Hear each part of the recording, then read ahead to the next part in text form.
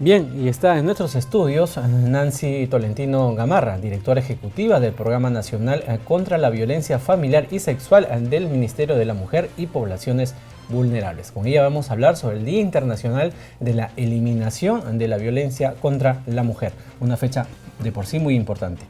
Bienvenida, doctora Nancy, ¿cómo está? Muchas gracias. Es una fecha muy importante a nivel del mundo entero porque todavía no podemos celebrar, porque las cifras todavía nos muestran que estamos en ese proceso de alcanzar esa igualdad anhelada para poder vivir las mujeres libres de violencia. El 25 de noviembre es una fecha que nos provoca una profunda reflexión, un análisis y tomar fuerzas para continuar y acelerar la erradicación de la violencia contra las mujeres. En ese contexto, con la información que ustedes manejan y como lo ha mencionado ahorita por las cifras, de repente tal vez un poco alarmantes que podremos tener sobre el caso, ¿en qué situación se encuentra el Perú? ¿Cuál sería el primer análisis que podría hacer la institución sobre el Perú? Yo debo reconocer que Perú ha hecho sus mayores esfuerzos y lo sigue haciendo para poder visibilizar una problemática celosamente guardada y naturalizada por muchos años. Recordemos que esta problemática social, que es un grave atentado a los derechos humanos de las mujeres, no es de ahora. Simplemente las mujeres fuimos formadas, reforzadas, socializadas para poder callar, para mantener una cultura de silencio en aras de muchos factores, ¿no? Pero era como que eso va a pasar, así es, así será, y se naturalizó. El Perú ha hecho sus mayores esfuerzos para no solamente tener una normatividad acorde a los tiempos, para poder decir eso no es una conducta que debemos permitir porque daña, socava la cultura de un país, las bases para un desarrollo.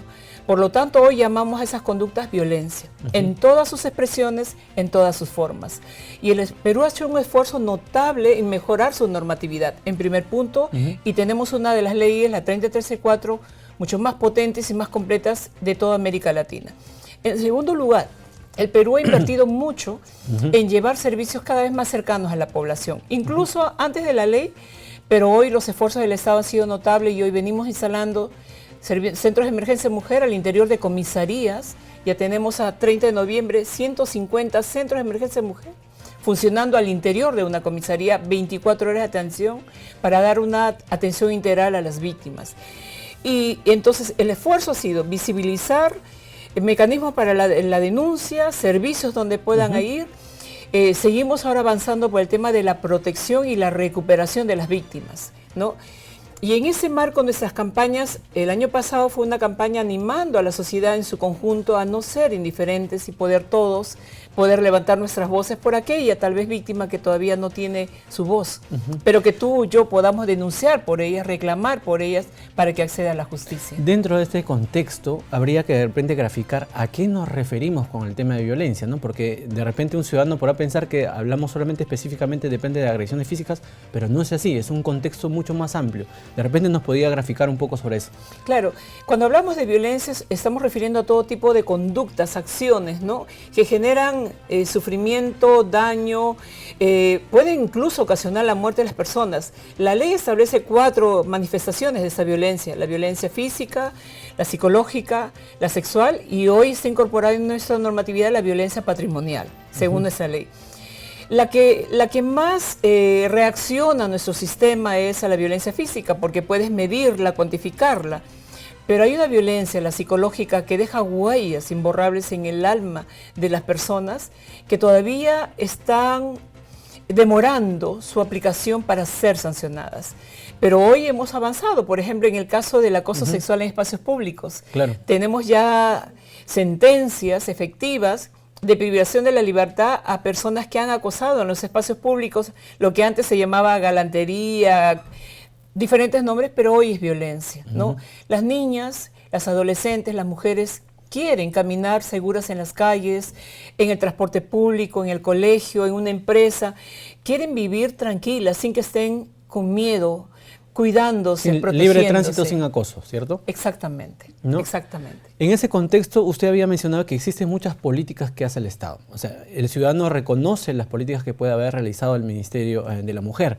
Pero también había un hecho importante. Estas políticas incluyen también un punto fundamental, que es la participación del propio ciudadano. ¿Cómo existe el engranaje entre ciudadano y las políticas que plantea el Estado? Hoy los ciudadanos y ciudadanas se están incorporando a las intervenciones preventivas, porque hoy sabemos que si no prevenimos, ni la capacidad instalada que tenemos los servicios va a poder soportar la cantidad de personas que van a llegar a nuestros servicios, porque hoy se están animando, están confiando más en los servicios y están denunciando. Recuerda que solamente el 29% de los casos de violencia se denuncian. Y no es que no exista, sino que se animan a denunciar. Entonces, esa cifra se está moviendo y se está incrementando, pero todavía hay un grupo que todavía no denuncia. Hoy los ciudadanos y ciudadanas están participando más en estrategias de prevención. Tenemos líderes, lideresas a lo largo de nuestro país, sumándose en espacios de capacitarse para ser agente de cambio, agente movilizador, agente de transformación social, para detectar en su barrio, en su comunidad, los casos, llamarnos a la línea 100 o ir a la policía o acompañar a la víctima y atenderla.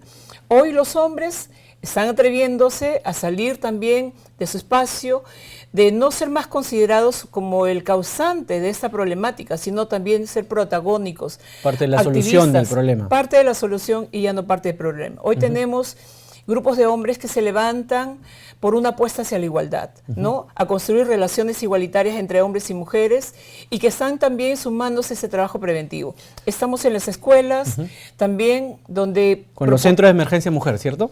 Claro, los centros de emergencia mujer existen en el largo país, tenemos 389 hasta la fecha, pero estas estrategias preventivas también funcionan en diferentes lugares, en los CEM, pero también en distritos que hemos identificado en donde después de 2 años de trabajo vamos a medir la efectividad y el impacto de nuestra intervención. Y estas acciones que se realizan, hoy más que nunca que se ha despertado una fiesta electoral y democrática, por así decirlo, también abarca ese tema para las candidatas que se presentan a participar en este proceso electoral, ¿cierto?